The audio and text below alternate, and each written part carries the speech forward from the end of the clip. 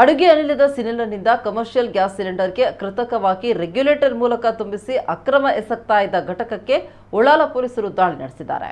ಆರೋಪಿ ಪೆರ್ಮನೂರು ಗ್ರಾಮದ ಚೆಂಬುಗುಡ್ಡೆ ನಿವಾಸಿ ಫ್ರಾನ್ಸಿಸ್ ಪರಾರಿಯಾಗಿದ್ದಾನೆ. ಫ್ರಾನ್ಸಿಸ್ ತನ್ನ ವಾಸದ ಮನೆಗೆ ತಾಕಿಕೊಂಡು ತಗಡು ಶೀಟಿನಿಂದ ನಿರ್ಮಿಸಿದ ಕೋಣೆಯಲ್ಲಿ ತುಂಬಿದ ಅಡುಗೆ ಸಿಲಿಂಡರ್ನಿಂದ ಖಾಲಿ ಕಮರ್ಷಿಯಲ್ ಗ್ಯಾಸ್ ಸಿಲಿಂಡರ್ಗೆ ತಾನೇ ಕೃತಕವಾಗಿ ರೆಗ್ಯುಲೇಟರ್ ಮುಖೇನ ತುಂಬಿಸಿ ಗಿರಾಕಿಗಳಿಗೆ ಹಣಕ್ಕಾಗಿ ಮಾರಾಟ ಮಾಡ್ತಾ ಇರುವ ಬಗ್ಗೆ ದೊರೆತ ಖಚಿತ ಮಾಹಿತಿ ಪ್ರಕಾರ ಉಳ್ಳಾಲ ಪೊಲೀಸ್ ಠಾಣೆಯ ಪೊಲೀಸ್ ನಿರೀಕ್ಷಕರಾದ ಸಂದೀಪ್, ಜಿಎಸ್ ಪೊಲೀಸ್ ಉಪ ನಿರೀಕ್ಷಕರಾದ ಶಿವಕುಮಾರ್ ಹಾಗೂ ಸಿಬ್ಬಂದಿಗಳು ದಾಳಿ ನಡೆಸಿದ್ದಾರೆ. ಆರೋಪಿ ಫ್ರಾನ್ಸಿಸ್ ಕೋಣೆಯಲ್ಲಿ ಖಾಲಿ ಗ್ಯಾಸ್ ಸಿಲಿಂಡರ್ ಅನ್ನು ನೆಲದಲ್ಲಿಟ್ಟು ಅದರ ಮೇಲ್ಭಾಗದಲ್ಲಿ ತುಂಬಿದಂತಹ ಗ್ಯಾಸ್ ಸಿಲಿಂಡರ್ ಅನ್ನು ಕವುಚಿ ಹಾಕಿ ಆ ಪಾಲಿಗ್ಯಾಸ್ ಸಿಲಿಂಡರ್ಗೆ ಪೈಪು ಮುಖೇನ ಕೃತಕವಾಗಿ ತಾನೇ ತುಂಬಿಸ್ತಾ ಇದ್ದ.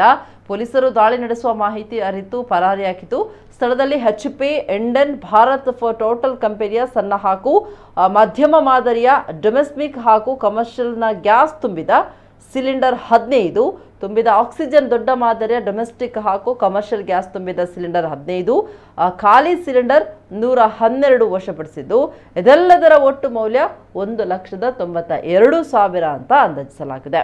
ಆರೋಪಿಯ ಬಂಧನಕ್ಕೆ ಬಲೆ ಬೀಸಲಾಗಿದ್ದು, ಉಳ್ಳಾಲ ಠಾಣೆಯಲ್ಲಿ ಪ್ರಕರಣ ದಾಖಲಾಗಿದೆ.